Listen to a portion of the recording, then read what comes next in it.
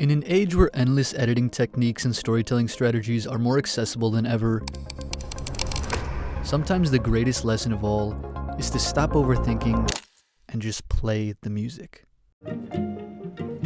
This is Ryan Gonzales. He's edited for top-tier clients such as 100 Thieves, Red Bull, Lil Nas X, and most recently, Khare, a YouTuber who has surpassed 4 million subscribers by putting out some of the most well-crafted content on YouTube, with videos such as joining a circus, attending a butler academy, and attempting Houdini's deadliest trick. Today, Ryan will be explaining how he uses efficient storytelling techniques to keep viewers engaged. It's a constant setup of, I want to know what happens next. How to create a feeling through the edit. Being able to go, there's a story in that, and I know how to tell it that will make people feel something and not just feel like they're watching like a news report. And finally, why you might be overthinking your edits. I'm trying so hard to play this thing that I'm not playing the music.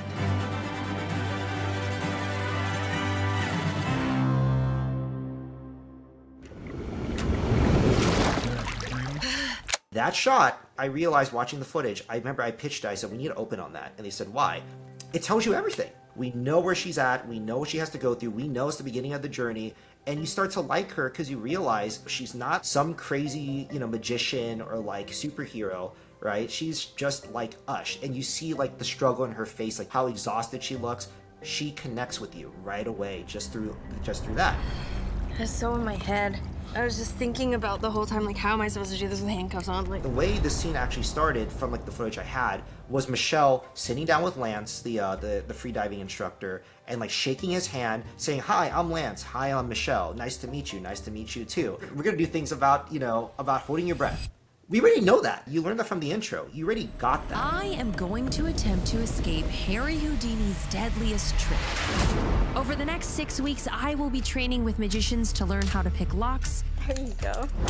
And world-class freedivers to learn how to hold my breath for minutes at a time. So it's all about kind of like, what information do we need, and like what does the audience need to know, and how can I tell that in the most efficient way possible? And as I always say, like, it's really interesting to get to learn about somebody and who they are and how they got there. If you notice that they do that in a lot of movies, right? You start from they'll start from the end, right? How did we get here? And then we go from the beginning, and it's really fun. Or we'll start in the middle of something that they're going through, and unraveling what, who these people are is so much more interesting. But sometimes there are cases we're just starting from the beginning, from Harry Potter being born is the most interesting thing. For Butler, we started with her packing. I'm so excited. We're going to the International Butler Academy. It's like she is going to this new place, and she literally takes a train. Like, she takes a plane. We had to take a long plane. And then she takes a train. And then she takes a taxi through this like crazy looking world, like this crazy like place in the Netherlands, to this random ass mansion in the middle of a forest. Oh my gosh! We're literally going up to an iron gate! That sense of wonder that Michelle had was so intriguing to us. It's like, we just gotta start there.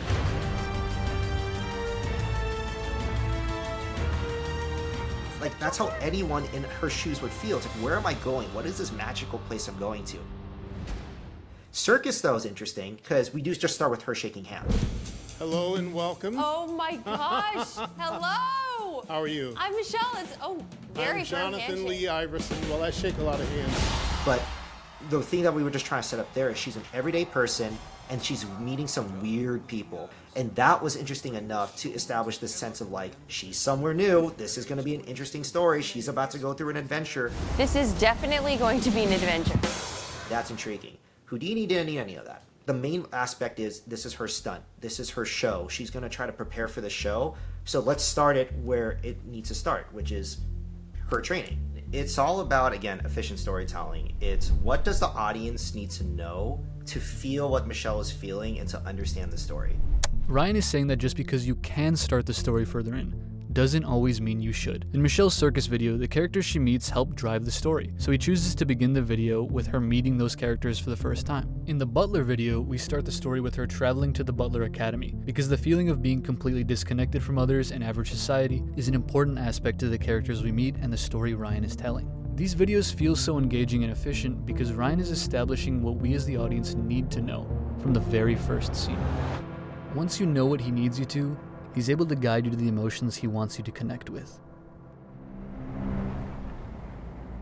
The rehearsal scene in Houdini, I think it's one of the best scenes in the video personally, because it really sets up, like, as we call it, the darkest, what was it, the dark soul of the night? What was that thing from Save the Cat, if you guys read that? It's like, it's the low point. Things are going wrong, and we have 24 hours to resolve them. What I want this to convey is, I want people to just feel Start transitioning to purge breaths. as just like helpless and as worried about this as Michelle did. 2, 1, hold. How are you so reliably and so consistently able to provide like tension and release through like every scene, regardless of if it is like a high stakes scene like her first time like trying it in the tank, or even if it's just like the breath holds at the beginning where it's like a no stakes like practice.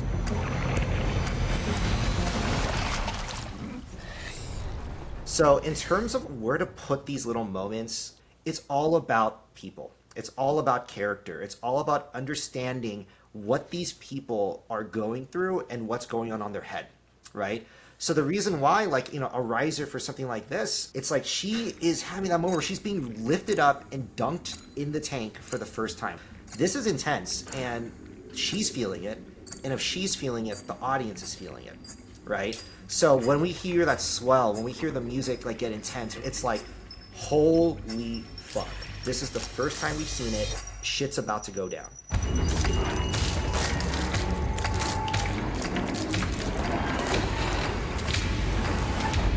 All right. And even with, and you were talking about like scenes earlier where it's like, oh, like, you know, how about something as simple as her like dunking her head in the tank, or like something that's not as intense, right? Well, it's the same thing. It definitely deserves a moment for people to remember, and seeing how she, you know, fails and cannot do what she wants to, you know, not go where she wants to get to. It's like that moment, you know, that people are going to remember. It's like, damn, she has a lot to learn. She is not where she needs to be, and people need to remember that. And all the sound design is doing is accenting that. It's like helping us enforce what's already being told in the direction, what's already being told, most importantly, through her character. Sound design, VFX, everything. It's all about the characters. So you're seeing these moments, and like you're almost like putting yourself in her shoes and being like, how can I bring out like the most interesting parts of that POV, right? When we're in the editing chair, I think it's easy to see everything and want to add in like all these little cool details about like her doing the handcuffs like this was actually really hard because of X, Y, and Z. But I think a lot of cases, like in my experience at least, I run into that problem of like, what she's doing is really cool, but maybe instead of saying X, Y, and Z, we just do X, because there's a difference between like nuance and noise. Like I think I heard someone say that once. And I wanted to ask, like, how do you go about making that differentiation between nuance and noise? My belief with a lot of filmmaking and just like a lot of movies, it's like you said, it's so easy just to get caught up in noise, right? And the more things you're just stacking and stacking and stacking on top of something, the harder it is to see what you're trying to show.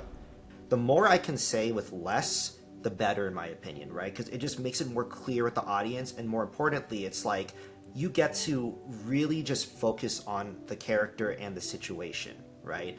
You know, it's like I could put like 1,000 text bubbles and graphics, you know, I could put 3D animations, whatever it is, but if that's not serving her character, and her moment, then I'm just distracting you from what matters, which is her and how she is as a person, right? That's why I keep saying like life experience and meeting people and like understanding how people work is its language that kind of blends into editing. The more you understand what people kind of see, what they want, what they feel, how they understand things, how people live their lives, you start realizing like, oh, that helps me like inform my edits, because I'm just trying to connect with people through this, right? I'm trying to speak a language. Ryan's efficient storytelling techniques and emotional cues are important lessons, but according to Ryan, there is something even more important to learn as an editor than just storytelling techniques. A lot of editors are trying to take the next step. So they start looking at a lot of things about storytelling, but there is definitely like an overthought, like overthinking of like storytelling now. Every time like you learn something, you want to try it. But like the thing about like when I used to play guitar that was so interesting is like I would learn this new lick from this like artist I heard, or I would read like some new chart or new thing, and I'm like, I want to try this. And I would try so hard to like do every little thing I can to make that thing I learned in a live performance, that when I got to it, It just didn't sound good. And the reason is I'm trying so hard to play this thing that I'm not playing the music. It's not a part of me yet. It's like I didn't train it enough or like, run it enough with myself to make it a natural part of who I am. When you learn story, when you learn these concepts and ideas, the way you like truly learn or master it is to like practice it on your own, right? Do it, maybe try something out on your own time. Maybe like, go out and like experience something. Because a lot of storytelling is just interactions with other humans and other people in this world, right?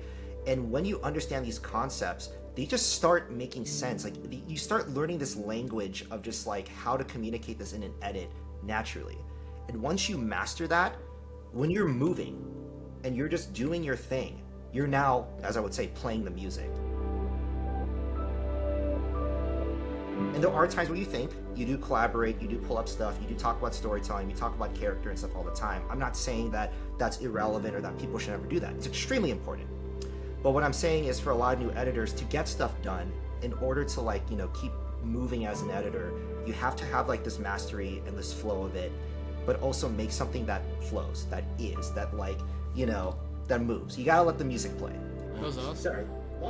Thanks so much for watching. If you made it this far, we would really appreciate if you would leave a like and subscribe to the channel, as well as follow our socials, which are linked below, along with Ryan's recent videos and website.